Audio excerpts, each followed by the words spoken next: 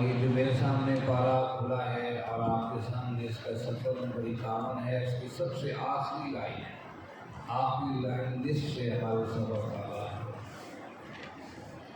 اعوذ باللہ من الشیطان الرجیم، بسم اللہ الرحمن الرحیم۔ وَإِمَّا يَنزَغَنَّكَ مِنَ الشَّيْطَانِ نَزْغٌ فَاسْتَعِذْ بِاللَّهِ إِنَّهُ سَمِيعٌ عَلِيمٌ۔ إِنَّ الَّذِينَ اتَّقَوْا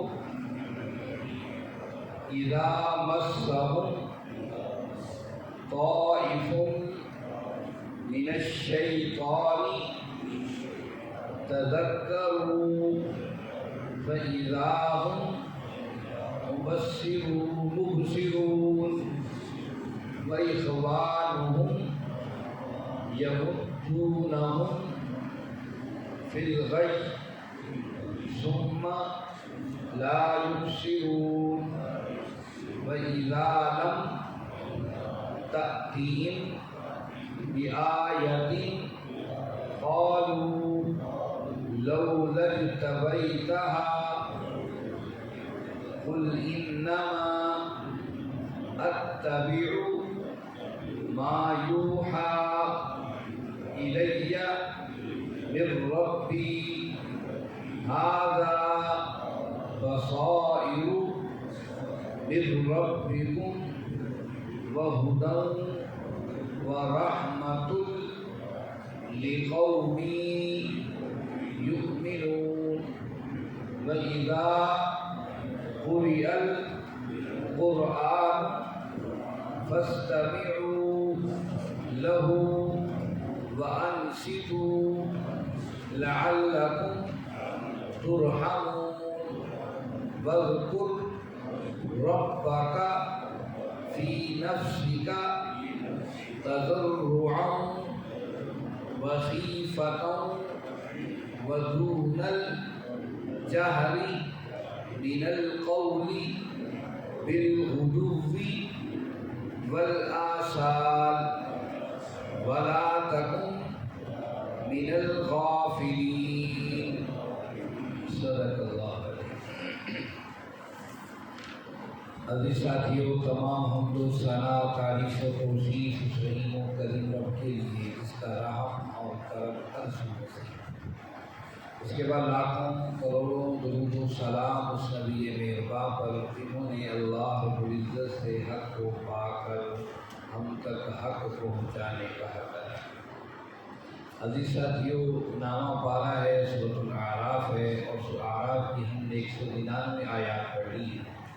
گزشتہ آیات بینات میں اللہ رب العزت نے توحید کے حوالے سے مفصل باتوں کا تذکرہ کیا اور شرک کے حوالے سے تذکرہ ہوا، اور آخر میں جو آیت نمبر 199 تھی اس میں فرمایا خذ العفو۔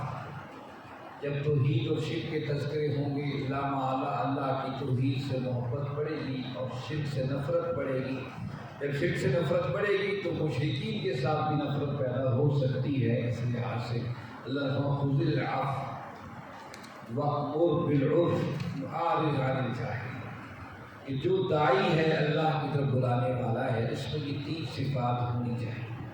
اسے اپنی زندگی میں نرمی ہونی چاہیے، برداشت ہونی چاہیے، اس کا اخلاق اور کردار رویہ ایسا ہونا چاہیے کہ وأمر بالعرف، تو جب بھی بات کرے وہ بات کرے جو معاشرے کے اندر اچھی سمجھی جاتی ہے، اچھائی کی طرف لے جانے والی، اچھائی کا حکم کرے۔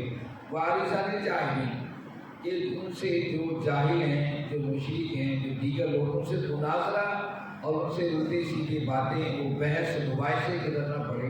جب بھی ملاقات ہو تو ان سے علیحدہ ہو جائے، اور خود قرآن دوسرے مقام پر کہا کہ جب ایسے لوگوں سے ملاقات ہو کیا کرو السلام علیکم، بھائی تمہارا میرا سلام۔ اس میں اسلام میں کوئی بحث و تمیز نہیں، اور مناظروں سے کبھی بھی کچھ نہیں نکلا ہے۔ اب بھی بعض لوگ مناظروں کے شوقین ہوتے ہیں، رفیدین پہ مناظرے، حامین پہ مناظرے، فلاں پہ مناظرے، فلاں پہ مناظرے، بڑی بڑی کتابیں بڑی بڑی مناظروں پر۔ مناظروں سے کبھی کچھ نہیں نکلا ہے۔ میں نے تو شاید یہاں ذکر بھی کیا تھا کہ مناظروں کے اندر کیا ہوتا ہے، زبان کی تیزی ہوتی ہے۔ جو زبان تیز ترار ہوگا وہ کامیاب ہو جائے گا، جو تیز ترار نہیں ہوگا وہ ناکام ہو جائے گا۔ ایک دفعہ شیعہ اور سنی کا مناظرہ ہو گیا، شیعہ سنی کو کافر، سنی شیعہ کو کافر کہتا ہے۔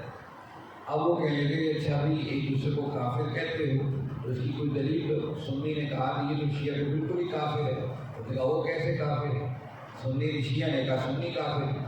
یہ تذکرہ ہو رہا تھا تو سنی نے کہا کہ میں دلیل دیتا ہوں شیعہ کا۔ وہ کیسی دلیل ہے؟ جو شیعہ مناظر تھا اس کی ایک آنکھ نہیں تھی۔ اس نے کہا قرآن نے کہا وہ کانا میرے کافر، کانا تو کافروں میں سے ہوتا ہے، نعوذ باللہ۔ کانا کا مطلب کچھ اور ہے، کافری کا مطلب کچھ اور ہے۔ اب ایسی آیت کو منطبق کر دیا اس شخص کی شخصیت پر اور ثبوت دے دیا کہ قرآن کی آیت ہے اور شیعہ کا۔ کیا عجیب و غریب یہ چیزیں ہیں، اس میں صرف جو چرب زبانی ہے وہ کامیاب ہو جاتا ہے۔ اسلام نے کوئی مناظروں کی بنیاد نہیں رکھی۔ اسلام نے ان لوگوں سے تو ہمارے اپنے مسلمان بھائی ہیں، مسلمان فرقے ہیں، اسلام سے باہر لوگوں سے بھی اسلام نے مناظرے کی عادت نہیں ڈالی ہے۔ کہا آپ اچھی بات کیجیے، برداشت کیجیے، اپنے اخلاق و کردار کو واضح رکھیے، اچھی گفتگو کیجیے اور جاہلوں سے کوئی مناظرہ نہیں۔ ہاں کوئی بات ایسی ہے جو سیکھنا چاہتا ہے اس لحاظ سے آیا تو اس کو سکھا دی، مناظر بحث تمیز نہیں۔ اور اس حوالے سے ایک اور بات ہمارے بھائی نے آج صبح کی ہے، وہ بھی کہہ رہے ہیں کہ دیکھیں یہ توحید و شرک کے تذکرے چل رہے ہیں تو ہم لوگ دم کرواتے ہیں تو لوگ کہتے ہیں یہ شرک کر رہے ہو، یہ کیا کر رہے ہو۔ اس حوالے سے بات یاد رکھیے، وہ کہتے ہیں ڈاکٹر کے پاس جاتے ہو تو وہاں شرک نہیں ہوتا ہے، اور کسی کے پاس تندرست کے لیے چلے گئے تو کہا یہ شرک کر رہے ہو۔ اس حوالے سے بات ذہن نصیب رکھیے، ہم ڈاکٹر کے پاس جاتے ہیں اس نیت سے نہیں جاتے ہیں کہ اس نے شفا دینی۔ ابراہیم علیہ السلام کی دعا آپ کو ہر ہسپتال میں لکھی ملے گی، وَإِذَا مَرِضْتُ فَهُوَ يَشْفِينِ۔ یہ دعا آپ کو ہر ہسپتال کی دیواروں پر لکھی ملے گی۔ ابراہیم علیہ السلام کی دعا ہے، فرمایا جب میں مریض ہو جاتا ہوں، بیمار ہو جاتا ہوں، میرے رب مجھے شفا دے دے۔ شفا اللہ رب العزت کے ہاتھ میں۔ جب ہم شفا کسی ڈاکٹر کے ہاتھ میں تصور کر لیں گے وہ شرک ہوگا، اس میں کوئی شک و شبہ نہیں۔ علاج کروانا سنت ہے، آقا کریم صلی اللہ علیہ وسلم نے بھی علاج کروایا، آپ نے سینیاں لگوائیں اور دیگر بات آپ نے جو ڈاکٹر تھے دور کے حکیم تھے ان سے علاج کروایا۔ علاج کروانا سنت ہے، لیکن شفا بھی جانب اللہ ہے، یقین اللہ پر ہونا ہے۔ اگر کہہ دیں کہ نہیں یہ فلاں ڈاکٹر شفا دیتا ہے، ایسا کرنا نہیں۔ اسی طریقے سے جو دم و دروغ کرواتے ہیں اس میں شفا بھی اللہ کی طرف سے ہے، نہ جو شخصیت کی طرف سے ہے کہ اس کے آئس یہ ہمیں شفا دے گا۔ ہاں یہ لوگ کہہ رہے تھے کہ فلاں صاحب کے ہاتھ میں شفا ہے، لیکن ساتھ یہ کہنا چاہیے کہ من جانب اللہ ہے۔ اب کتنے ہی مریض ہوتے ہیں، ایک ڈاکٹر سے جو ہے وہ صحت یاب ہو جاتے ہیں، اسی ڈاکٹر دوسرا بندہ مخالف ہوتا ہے کہ نہیں یہ تو بالکل جائز ہے۔ اس لیے کہ ایک صاحب کے پاس تعویذ لینے جاتے ہیں یا دم کروانے، اس سے بندے کو شفا مل جاتی ہے، اسی کے بعد ایک اور بندہ جاتا ہے وہ کہتا ہے یار اس کے پاس کچھ نہیں۔ اس لیے یاد رکھیے شفا من جانب اللہ ہے۔ اس عقیدے اور یقین کے ساتھ ڈاکٹر کے پاس جائیں اور اس یقین و عقیدے کے بعد ان کے پاس جائیں دم درود کے لیے۔ دم درود سے بھی یاد رکھیے دم کرنا سنت ہے، دم بالکل جائز ہے، اس کو اسلام نے جائز رکھا ہے۔ اور دم کا بہترین طریقہ یہ ہے کہ انسان خود دم کرے۔ اللہ کے نبی صلی اللہ علیہ وسلم خود دم کیا کرتے تھے، اللہ کے نبی صلی اللہ علیہ وسلم خود دم کیا کرتے تھے۔ اور جب آپ صلی اللہ علیہ وسلم بیمار تھے، آپ کی تکلیف تھی آخری ایام کے اندر، تو عائشہ صدیقہ رضی اللہ عنہا آپ کے ہاتھوں پر پھونک مار کے آپ کے ہاتھوں کو آپ کے جسم کے اوپر پھیرا کرتی تھی، اس لیے دم کرنا جائز ہے۔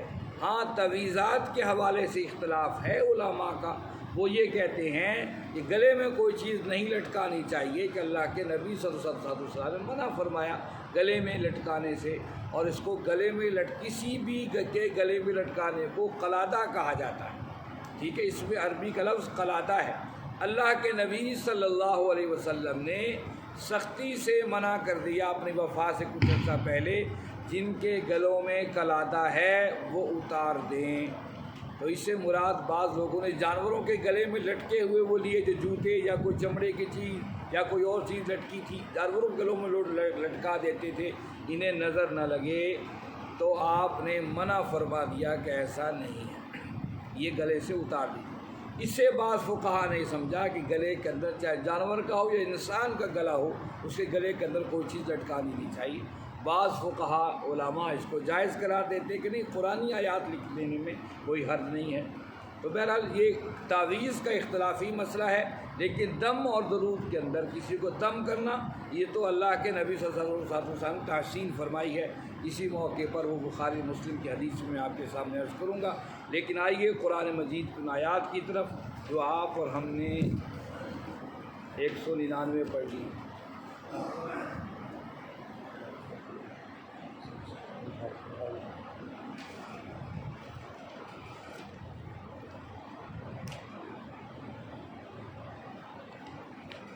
آئیے دیکھیے آج کی آیات میں کیا فرمایا، اعوذ باللہ من الشیطان الرجیم وَإِمَّا يَنزَغَنَّكَ مِنَ الشَّيْطَانِ نَزْغٌ فَاسْتَعِذْ بِاللَّهِ۔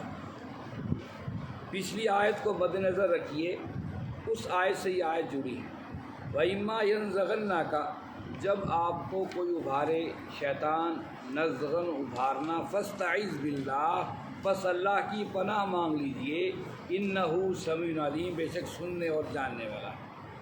جب آپ کفار اور مشرکین کے مقابلے میں کھڑے ہوں گے اور اپنا کردار پیش کریں گے، برداشت لے کر آئیں گے، لا محالہ برداشت بھی ایک حد ہوتی ہے، جو انسان کو جو کرنے والے ہیں، تیز کرنے والے ہیں، وہ اخیر کر دیتے ہیں اور آخری حد تک وہ لوگ گزر جاتے ہیں۔ اسلام کہتا ہے کہ یہ وہ مرحلہ ہوتا ہے جب داعی کو، دعوت دینے والے کو اپنا معاملہ قابو میں رکھنا ہے۔ لیکن یہاں پر فرمایا کبھی ایسا ہو سکتا ہے شیطان، انسان راغب ہو جائے، شیطان کو دھوکہ لگائے، کب تک برداشت کرو گے؟ اٹھ کھڑے ہو۔ وَإِمَّا يَنزَغَنَّكَ مِنَ الشَّيْطَانِ، جب شیطان ابھارے، اس طرح کوئی بات ذہن میں آئے، فَاسْتَعِذْ بِاللَّهِ، بس اللہ کی پناہ مانگ لو، انہ سمیع علیم، بے شک وہ سننے اور جاننے والا، وہ دیکھ رہا ہے تمہارے برداشت کو۔ اللہ کے نبی صلی اللہ علیہ وسلم تشریف فرما تھے اور ایک صاحب آئے، آپ کے گلے کے اندر کپڑا ڈال دیا اور مروڑنے لگے۔ اب وہ کہہ رہا تھا وہ بندہ کہ مجھے پیسے دو، مجھے پیسے دو جو تمہیں اللہ نے دی ہیں، تمہارے پاس ہیں۔ وہ سختی سے آپ سے بات کر رہا تھا۔ اب صحابہ برداشت کرتے رہے، آخر غصہ آیا ابو بکر صدیق رضی اللہ عنہ کو، تو آپ نے دھکا دیا اس کو، وہ بدو کو، وہ گر گیا۔ اللہ کے نبی صلی اللہ علیہ وسلم اٹھ کے چلے گئے۔ اب یہ بڑی عجیب بات تھی، جب آپ اگلی نماز کے وقت تشریف لائے تو صحابہ نے پوچھا، آپ نے فرمایا جب وہ گالیاں دے رہا تھا تو اللہ اس کا جواب دے رہے تھے، فرشتے اس کا جواب دے رہے تھے۔ جب ابو بکر صدیق آپ نے ان کو جواب دے دیا، فرشتے اٹھ کر چلے گئے، تو میں بھی اٹھ کر چلا گیا۔ اس لیے جس وقت داعی اللہ کی طرف بلانے والا جب اللہ کا پیغام سنا رہا ہوتا ہے اور دشمن اس کے پیغام سننے کے راستے میں رکاوٹ بنے ہوتے ہیں، اس وقت صبر کا وہ مقام ہے۔ فرمایا کہ پھر اللہ سمیع علیم، سننے والا بھی اور جاننے والا بھی ہے، وہ دیکھ رہا ہے کہ میرے بندے کے ساتھ کیا ہو۔ ان الذین اتقوا، بے شک جن لوگوں نے تقوی اختیار کیا، اذا مسہم طائف من الشیطان، جب انہیں کوئی چھو جاتی ہے بات شیطان کی طرف سے، تذکروا، وہ فوراً چکنے ہو جاتے ہیں، فاذا هم مبصرون، اور آپ کی توجہ اسی کی طرف کر دیتے ہیں جس کی وہ دعوت دے رہے تھے، جس خیر کو لے کر وہ تھے۔ گویا کہ بتایا گیا کہ متقی شخص کا طریقہ کار یہ ہے، اگر شیطان کہیں سے بھی کوئی چوکا لگاتا ہے، یہ کیا کر رہے ہو، تم تو ذلیل ہو رہے ہو، تمہیں لوگ یہ کہہ رہے ہیں، فوراً اسے سمجھ آ جاتی ہے شیطان کی طرف سے ہے، تذکروا، فوراً اللہ کی طرف پلٹتا ہے اور پھر اس بات کو سمجھ جاتا ہے۔ وَإِخْوَانُهُمْ يَمُدُّونَهُمْ، وَإِخْوَانُهُمْ، اور جو اس کے شیطان کے بھائی ہیں، يَمُدُّونَهُمْ فِي الْغَيِّ، وہ کہتے ہیں کہ اس کو چلائے رکھو گمراہی کی طرف، ثُمَّ لَا يُبْصِرُونَ، اور اس کو پیچھے نہ لے جاؤ، مسلسل اسے خراب ہی کرتے رہو۔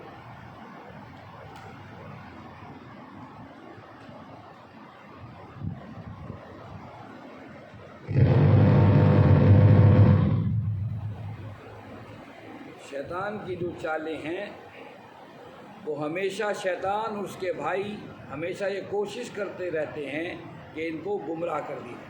وَإِذَا لَمْ تَأْتِهِمْ بِآیَةٍ، اور جب یہ لم تأتِهِمْ آپ نہیں لاتے بآیت کو نشانی، قالوا یہ کہتے ہیں لو لجتبیتها، آپ اپنی طرف سے کیوں نہیں کو گھڑ لاتے، قل کہہ دیجئے انما بے شک اتبع میں پیروی کرنے والا ہوں ما یوحا الیہ جو وحی کی گئی ہے میری طرف، من ربی میرے رب کی طرف سے، ھذا بصائر اس میں بصیرت ہے، من ربکم تمہارے رب کی طرف سے، وہدن اور ہدایت ہے، ورحمت اور رحمت ہے، لقوم یؤمنون ایمان والوں کے لیے۔ یہ سورہ اعراف کا آخری حصہ چل رہا ہے، اس میں مختلف باتیں ہیں۔ جب بھی کوئی سورت کا آخری حصہ چلتا ہے بہت سی باتوں کو آپس میں سمو لیا جاتا ہے۔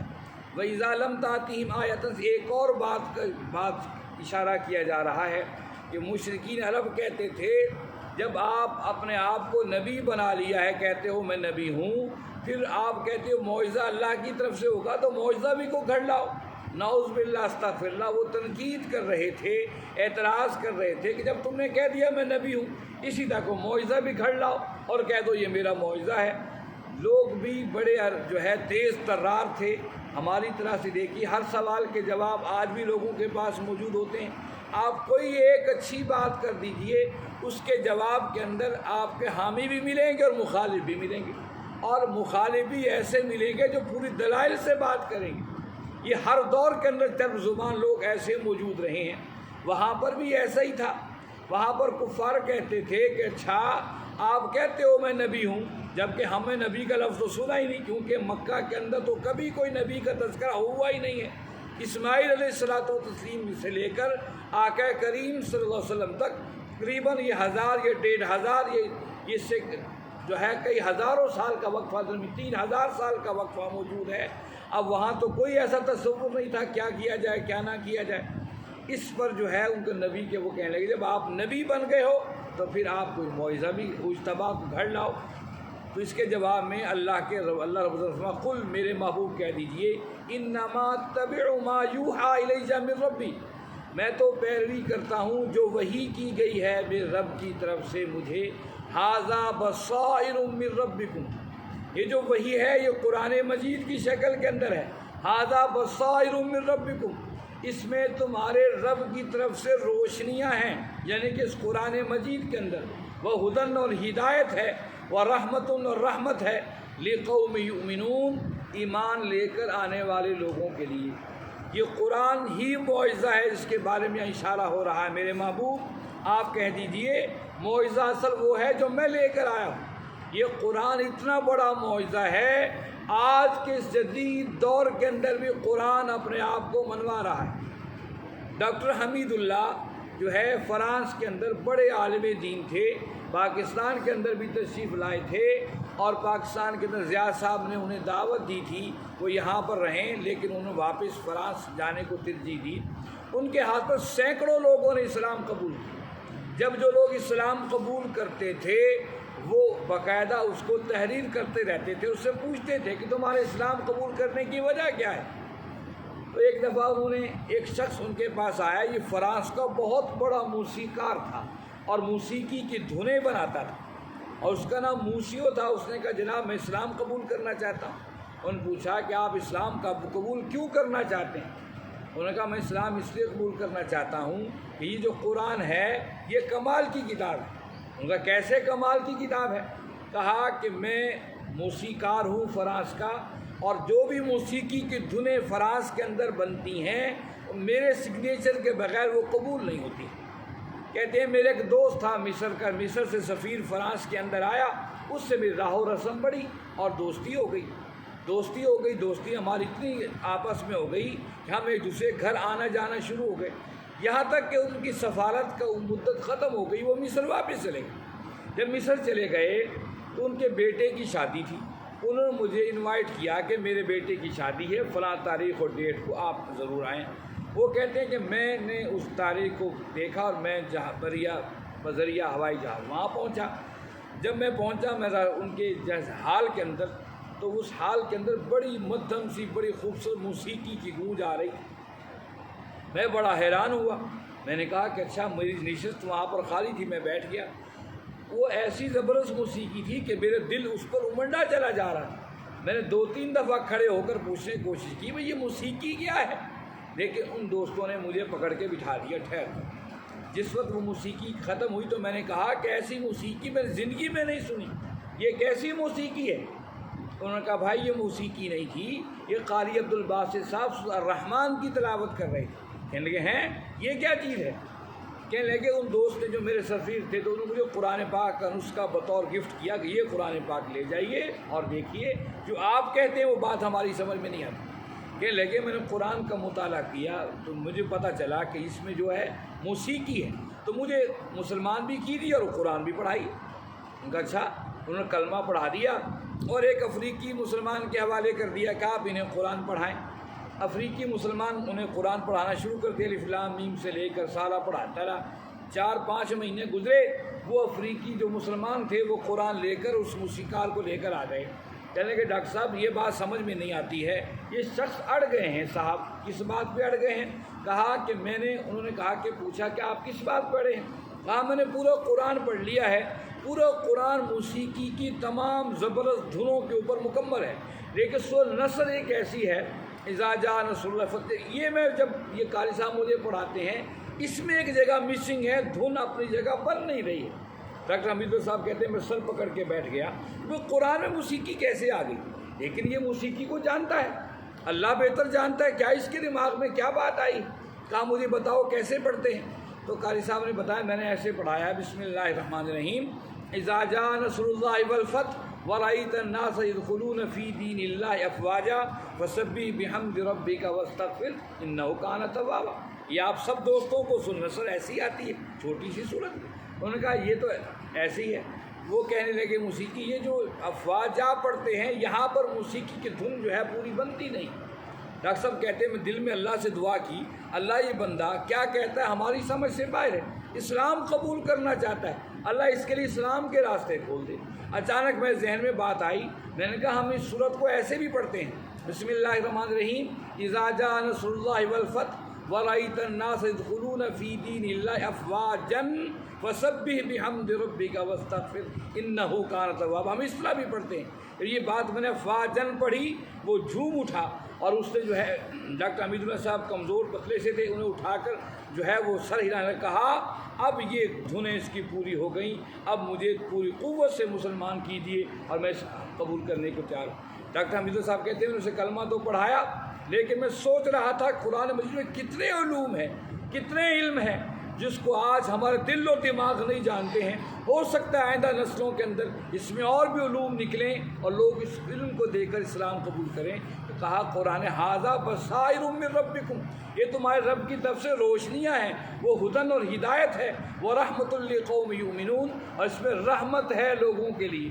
گویا کہ اللہ کے نبی صلی اللہ علیہ وسلم فرما رہے ہیں کہ میں دیکھو میرے پاس سب سے بڑا معجزہ قرآن ہے، اور قرآن کا سب سے بڑا معجزہ یہ ہے، آپ لوگ خود دیکھ لیجئے، جب سے آپ قرآن کلاس میں غور تو کر کے دیکھیے آپ کے کتنے ہی بگڑے کام اللہ نے سنوار دیے ہوں گے، کتنے ہی معاملات جو اٹک گئے ہوں گے وہ اللہ نے کھول دیے ہوں گے۔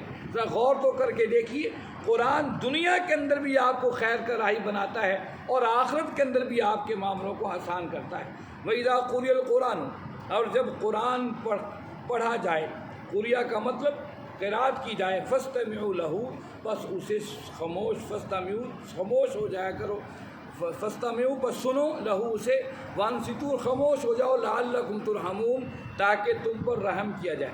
ایک بات یاد رکھیے، ہم تلاوت کا لفظ استعمال کرتے ہیں، جو آپ اور ہم قرآن پاک پڑھتے ہیں جس کو ہم کہتے ہیں تلاوت کرنا، وہ تلاوت نہیں ہے، وہ قرات کرنا ہے۔ تلاوت کا لفظی معنی ہے پیچھے چلنا، یعنی قرآن جو کہہ رہا ہے، اس کا رسول جو کہہ رہا ہے، اس کے پیچھے پیچھے چلنے کو تلاوت کہا جاتا ہے، اس کے احکامات پر عمل کرنے کو تلاوت کہا جاتا ہے۔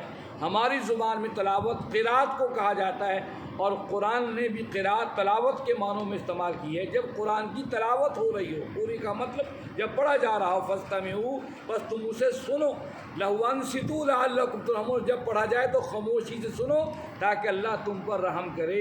اس لیے قرآن کو خاموشی سے سننا یہ واجب ہے، یہ قرآن کا حکم ہے۔ اس لیے امام ابو حنیفہ رحمۃ اللہ علیہ فرماتے ہیں نماز کے اندر بھی جب قرآن پڑھا جا رہا ہو مقتدی خاموش ہو کر سنیں، لیکن امام شافعی رحمۃ اللہ علیہ فرماتے ہیں کہ اللہ کے نبی صلی اللہ علیہ وسلم نے فرمایا کہ سورۃ فاتحہ کے بغیر نماز نہیں ہوتی ہے، سورۃ فاتحہ پڑھا کرو نماز کے اندر۔ اس لیے سورۃ فاتحہ امام پڑھ رہا ہو تب بھی آپ پیچھے پیچھے پڑھیے تاکہ قرآن کے ساتھ اللہ کے نبی صلی اللہ علیہ وسلم کا حکم بھی پورا ہو۔ لیکن امام مالک اور امام احمد حنبل رحمۃ اللہ علیہ فرماتے ہیں جب امام اونچی آواز سے قرات کر رہا ہو آپ خاموش رہیں۔ جن میں امام اونچی آواز سے قرات نہیں کرتا، ظہر عصر کی نمازوں میں آپ سورۃ فاتحہ بھی پڑھیں اور سورت بھی پڑھ سکتے ہیں۔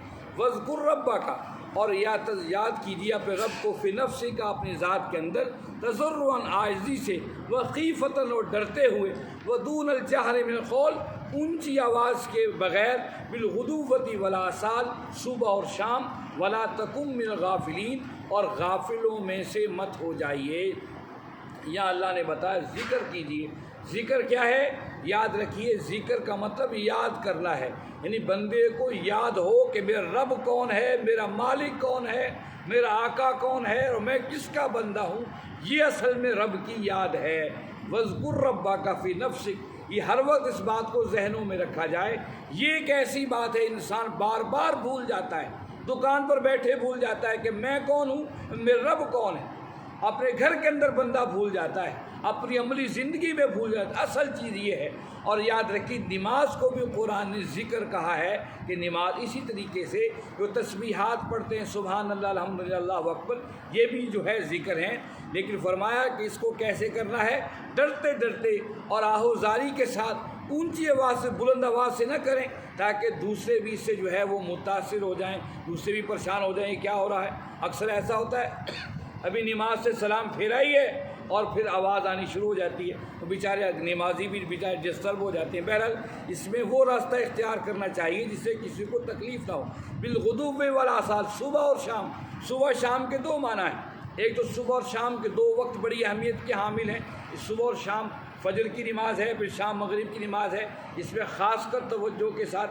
لیکن غدو والآصال، صبح اور شام عموماً ہمیشگی کے لیے بھی لفظ استعمال ہوتا ہے، ہمیشہ اس کو اپنی زندگی کا حصہ بنائیے۔ جیسے میں نے آپ سے کہا تھا کہ ایک بندہ کہتا ہے 100 دفعہ میں نے تمہیں سمجھایا، وہ 100 دفعہ تو نہیں سمجھایا ہوتا، اس کا مطلب یہ ہے بار بار تمہیں سمجھایا ہے۔ 100 سے مراد 100 کی گنتی نہیں ہے، اس سے صبح اور شام سے مراد پھر صبح اور شام کی گنتی نہیں ہے، اس سے مراد ہمیشہ ہی بندہ یاد رکھے، ولا تکن غافل لوگوں میں سے نہ ہو۔ اب یہ آخری آیت ہے جو میں نے چھوڑ دی تھی، اب ہم اس آخری آیت کو پڑھیں گے۔ یہ آیت سجدہ ہے، یہ قرآن مجید کے پہلا سجدہ۔ یہاں پر قرآن مجید میں 14 مقامات میں سجدہ آیا ہے اور 15 مقامات جو ہیں جو سجدے کے لیے ہیں۔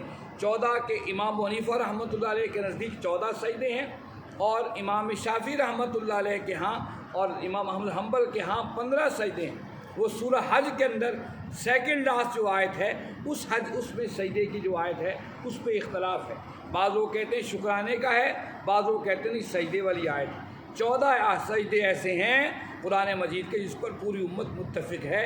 ایک سجدے والی آیت سورہ حج کے اندر ہے جو سیکنڈ لاسٹ آیت ہے، اس حوالے سے تھوڑا اختلاف ہے۔ یہ سجدے کی آیت ہے۔ اللہ کے نبی صلی اللہ علیہ وسلم جب بھی سجدے کی آیت پڑھتے تھے آپ سجدہ کرتے، اگر آپ ممبر پہ کھڑے ہوتے اور سجدے والی آیت آ جاتی آپ ممبر سے اترتے اور آپ سجدہ کرتے۔ آپ نے فتح مکہ کے وقت بھی آیات پڑھی، اس میں سجدے والی آیت تھی اور آپ نے سجدہ کیا اور صحابہ نے سجدہ کیا۔ آپ نے بھرے مجمع کے اندر بھی آیات پڑھی سجدے والی تو آپ نے سجدہ کیا، اور صحابہ کو اگر زمین پہ جگہ سجدے کی نہیں ملتی تھی رش کی وجہ سے ایک دوسرے کے پیٹھ کے اوپر سر رکھ کر سجدہ کر لیا کرتے۔ امام ابو حنیفہ رحمۃ اللہ علیہ کے ہاں سجدے والی آیت پڑھ کر سجدہ کرنا واجب ہے، جبکہ امام شافعی فرماتے ہیں یہ سنت ہے۔ اور یاد رکھیے سجدے والی بہت سی آیات پڑھ لی، آپ سجدہ نہ کر سکے آپ ایک ہی سجدہ کر کے سب کی طرف سے مکمل ہو جائے گا۔ اب میں سجدے والی آیت پڑھوں گا، پھر اس کی تشریح کے بعد ہم سجدہ سب اکٹھا کریں گے۔ اس لیے میں اس آیت کو چھوڑ دیا تھا، انتظار کر رہا تھا کہ شراق کا ٹائم شروع ہو جائے۔ دیکھیے اللہ نے فرمایا ان الذین عند ربک، بے شک جو لوگ تیرے رب کے پاس ہیں، لا یستکبرون، وہ تکبر نہیں کرتے، عن عبادتی، اپنی عبادت کے اوپر، اپنی عبادت پر متکبر نہیں ہو جاتے۔ اس سے دو باتیں مراد ہیں۔ ایک اللہ کے ہاں وہ جو فرشتے ہیں وہ ہر وقت اللہ کے ذکر و اذکار میں پڑے ہیں، ذکر و اذکار کر رہے ہیں، وہ اپنی عبادت پر تکبر نہیں کرتے۔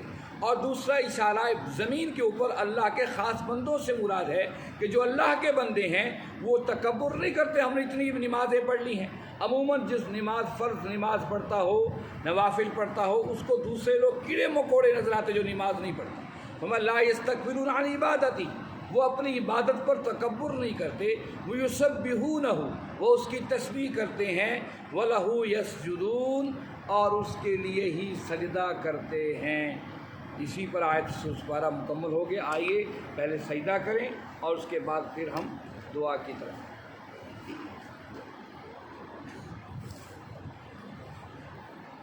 اللہ